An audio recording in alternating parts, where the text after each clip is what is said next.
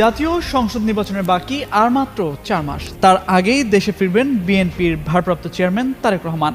এরপরই দলের চেয়ারপারসন খালেদা জিয়াকে নিয়ে নেমে পড়বেন নির্বাচনী মাঠে প্রচারণায়। এই সময় তাদের নিরাপত্তা নিশ্চিতে একটি বুলেটপ্রুফ গাড়ি কেনার অনুমতি দিয়েছে স্বরাষ্ট্র মন্ত্রণালয়। পাশাপাশি নেতাদের জন্য একটি বুলেটপ্রুফ বাসেরও অনুমতি পেয়েছে।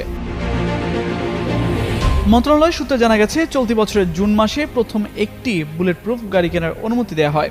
এরপর অক্টোবরের প্রথম দিকে অনুমোদন দেওয়া হয় আরও একটি বুলেটপ্রুফ বাস কেনার। বিএনপি সূত্রে জানা যায়, গাড়িগুলো জাপান থেকে কেনার বিষয়ে আলোচনা চলছে। এ বিষয়ে বিএনপি নিরাপত্তা উপদেষ্টা অবসরপ্রাপ্ত মেজর জেনারেল ফজলে এলাহী আকবর গণমাধ্যমকে বলেন, নির্বাচনের সময় খালেদা জিয়া ও তারেক রহমান সারা দেশে প্রচারে যাবেন, মানুষের সঙ্গে সরাসরি যোগাযোগ করবেন। এই সময় তাদের সর্বোচ্চ নিরাপত্তা নিশ্চিত করতেই বুলেটপ্রুফ গাড়ি কেনা হচ্ছে।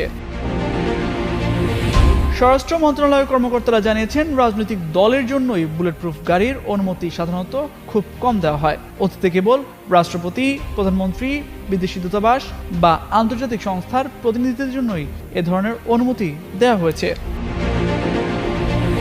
Bangladesh reconditioned vehicles import and dealers association সভাপতি আব্দুল হক বলেন, বেসরকারিভাবে কেউ বুলেটপ্রুফ গাড়ি আনতে পারেন না, এটি সরকারিভাবে অনুমোদিত হতে হয়।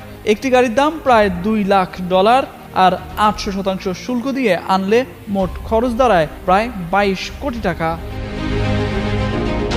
স্বরাষ্ট্র মন্ত্রণালয় সূত্রে জানা গেছে, বিএনপির কোষাধ্যক্ষ এম রশিদুজ্জামান মিল্লাত গত জুনে খালেদা জিয়া ও তার পরিবারের সদস্যদের ব্যবহারের জন্য বুলেটপ্রুফ গাড়ি কেনার আবেদন করেন। পরে দলের জ্যেষ্ঠ নেতাদের ব্যবহারের জন্য একটি বুলেটপ্রুফ বাস কেনারও অনুমতি চাওয়া হয়। এছাড়া বিএনপি স্বরাষ্ট্র মন্ত্রণালয়ে আগ্নেয়াস্ত্রের লাইসেন্সের আবেদন করেছে। দলটি একটি শটগান ও 2টি পিস্তলের লাইসেন্সের অনুমতি চেয়েছে, যা এখনও বিবেচনাধীন।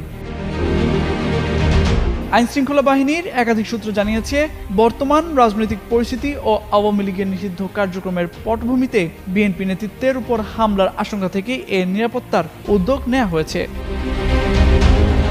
তামজিদ মির্জা, যুগান্তর নিউজ।